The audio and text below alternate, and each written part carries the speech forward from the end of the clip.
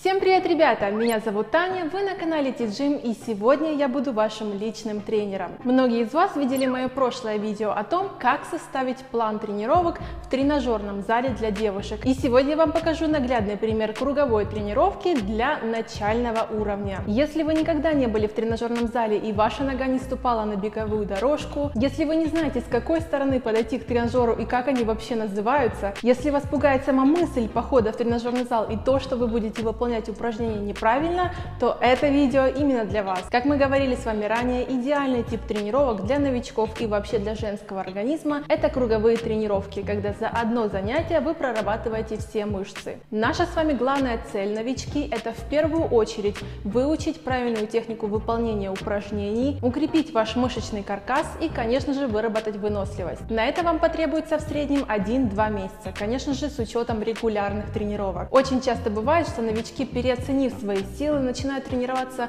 4-5 раз в неделю, а то и каждый день. Гораздо эффективнее и безопаснее тренироваться всего лишь 3 раза в неделю с обязательными днями отдыха между тренировками. Таким образом, ваши мышцы будут успевать восстанавливаться, вы не получите травму, а эффект будет гораздо лучше. Итак, мой план тренировок для начального уровня сложности рассчитан на 3 тренировки в неделю. Давайте рассмотрим, как будет выглядеть наша первая тренировка. Каждая тренировка обязательно должна начинаться с суставной разминки на 5 минут. Ваша цель — подготовить мышцы, суставы и сердечно-сосудистую систему к работе. У меня на канале есть множество примеров разминки, можете добавить эти видео в избранные и выполнять их перед тренировкой. Так как мышечный корсет у новичков слабый, вам особенно важно разогреть и подготовить спину, поэтому первое наше упражнение всегда должно быть гиперэкстензия.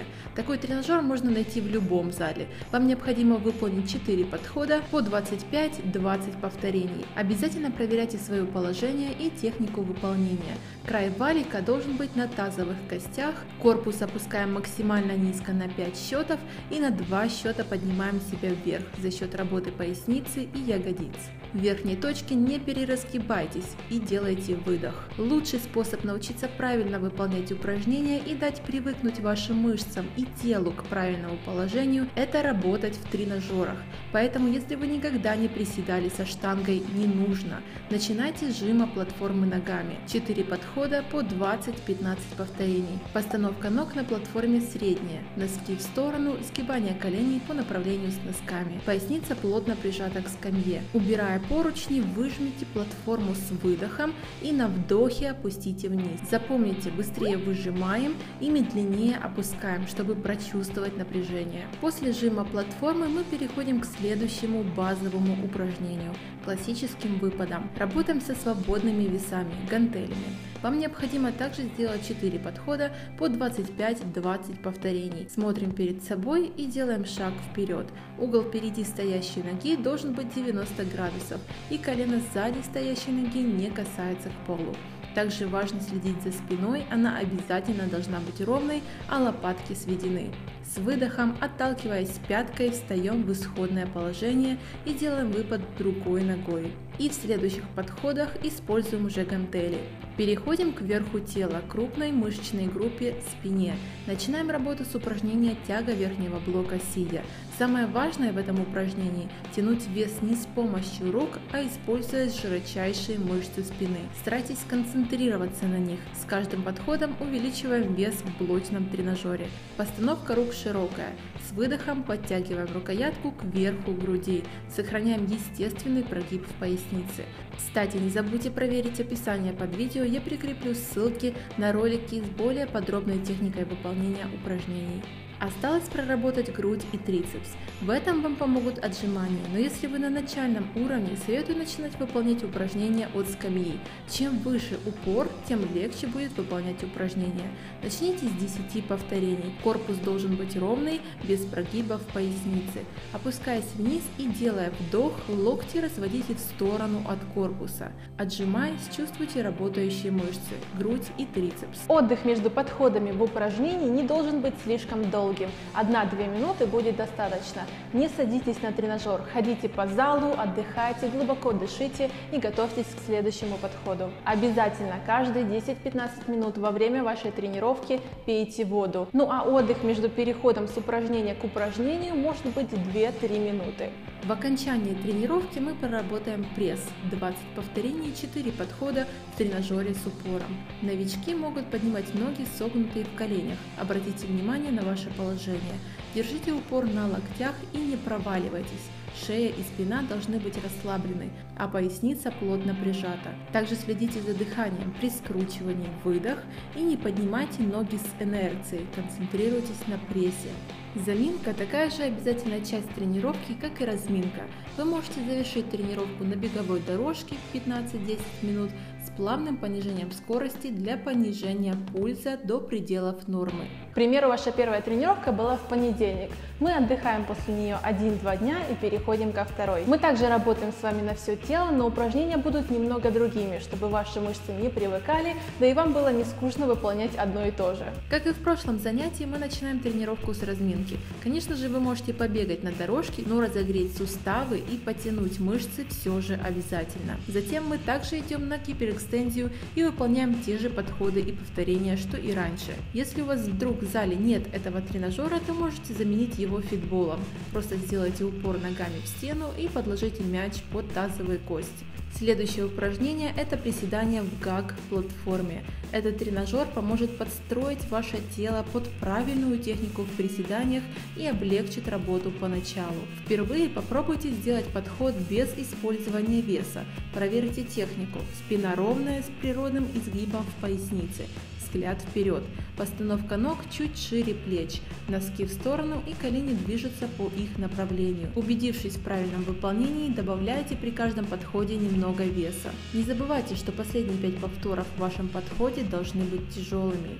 После гака мы приступаем к выпадам с гантелями, на этот раз с широкой постановкой ног, которая больше задействует ягодицы. Концентрируйтесь при подъеме на отталкивании пяткой, именно так больше будут работать ягодицы. Для лучшего равновесия можете немного выворачивать носок вовнутрь и делать выпады чуть в стороны.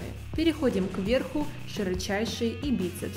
Одно из лучших упражнений для новичков – тяга нижнего блока к поясу. Выбирайте вес в блоке на 20 повторов и выполняйте 4 подхода с плавным повышением веса. Если вы чувствуете, что не можете выполнять необходимые повторения и ваша техника портится, значит вам еще рано брать этот вес. В этом упражнении обратите внимание на спину. При подтягивании рукоятки к поясу локти отводятся назад, лопатки сводятся вместе и грудная клетка выводится вперед. Жим, сидя в тренажере, будет задействовать грудные мышцы и трицепс. Как вы видите, мы никакую мышцу не оставляем без внимания.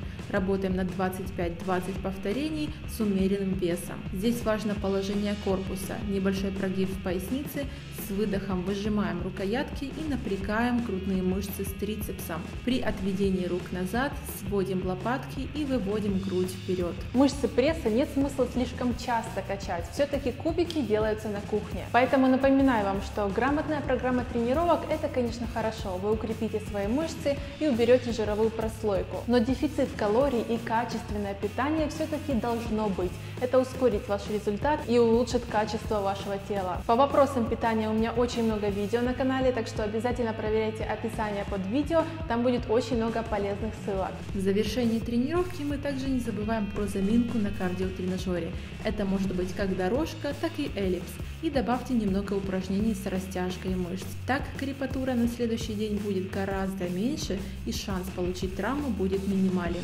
Отдохнув 1-2 дня, мы переходим к заключительной тренировке на нашей неделе. Нагрузка для новичков не слишком большая, но все же у вас могут побаливать мышцы, у вас может быть крепатура. Этого бояться не стоит, дней отдыха достаточно для восстановления, поэтому направляемся на тренировку. Не забывайте, из категории новичка при регулярных тренировках вы довольно быстро можете перейти на средний уровень тренировок. А об этом уже в следующем ролике, так что не пропустите. Третья тренировка, как вы могли догадаться, также начинается с 5-минутной 5-минутной разминки и гиперэкстензии без веса. На начальном этапе не стоит перегружать поясницу, поэтому будет достаточно выполнения этого упражнения с весом собственного тела. Первое упражнение – это приседание плие в тренажере Смита.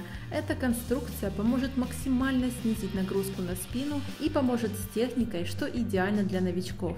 Постановка ног здесь максимально широкая для включения в работу внутренней поверхности бедра, проблемной зоны многих девушек. Положение корпуса четко под грифом, а ноги выставлены вперед, носки в стороны, и при приседаниях колени направлены по линии носков. Держа спину ровной, мы медленно опускаемся, делаем вдох и при подъеме, сжимая ягодицы, выдох. Не спешите использовать вес. В зависимости от тяжести грифа вам может даться это упражнение довольно-таки тяжело. Как подобрать вес в упражнении? Для новичков в первую очередь важно выучить правильную технику выполнения упражнений, а уж потом думать о весовой прогрессии. Первый подход в ваших упражнениях может выполняться с минимальным весом, а то и вообще без него. На указанное количество повторений последние 5 повторов должны даваться тяжело. Далее мы выполним 2 изолированных упражнения. Сгибание ног лежа на бицепс бедра 4 подхода, после чего мы идем на разгибание ног сидя, тоже 4 подхода. Эти упражнения окончательно проработают низ вашего тела после базы. Здесь важно не спешить и прожимать мышцы. На сгибании ног мы резко подконтрольно их сгибаем и на 3 счета опускаем, не расслабляя бицепс бедра, и снова поднимаем. Тот же принцип работает на разгибании. Одно из лучших и базовых упражнений для верха тела – это подтягивание, но из-за слабой спины и рук девушкам очень сложно и порой невозможно его выполнять. Именно поэтому существует такой замечательный тренажер, как Гравитрон. Смысл состоит в том, что чем больше вы ставите вес в блоке, тем легче вам подтягиваться. Я предлагаю начать с веса собственного тела. Посмотрите, сколько повторов вы сможете сделать. Наша цель 15-10 повторений. Главное правило – подтягиваться за счет мышц спины. Выставляйте грудную клетку вперед и сводите лопатки. Руки, конечно, здесь работают, но они не целевые мышцы в этом упражнении. Остается проработать грудь. Идем в тренажер бабочка, где идеально задействована в работе эта мышца. Я советую работать в пределах 15-10 повторений для груди. Дело в том, что жировая прослойка в этой зоне очень быстро сгорает, а кто же хочет потерять объемы в этой зоне?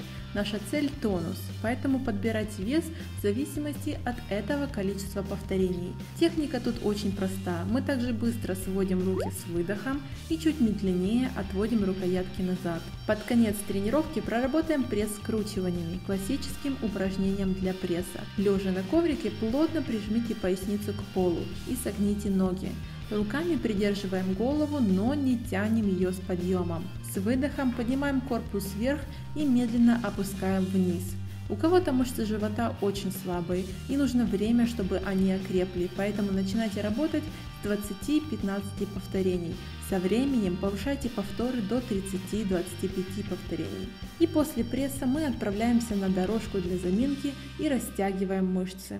Общая длительность вашей тренировки, начиная с разминки и заканчивая заминкой, не должна превышать 1 час. Если у вас получается дольше, то значит вы слишком долго отдыхаете между подходами. Если вы помните, я говорила, что нагрузка на женском тренинге не должна быть постоянной, она должна быть цикличной. И все это зависит от вашего менструального цикла. Первые 2 недели вашего цикла у вас больше всего энергии и тренировки могут быть довольно интенсивными, а следующие 2 недели должны быть более легкими. Как именно упростить или усложнить ваши тренировки? На 2 сложных неделях вашего тренинга каждому упражнению мы выполняем 4 подхода. Ну а в следующие 2 недели, чтобы упростить ваши тренировки, мы выполняем 3 подхода. Этот план тренировок вы можете выполнять в ближайшие 2 месяца для подготовки вашего тела к более сложному уровню. Обязательно запишите себе этот план с упражнениями в блокнот, также подходы, повторения, и оставьте много места напротив веса, который вы будете использовать в упражнениях. На ближайших пробных тренировках вы поймете, что именно вы будете там писать,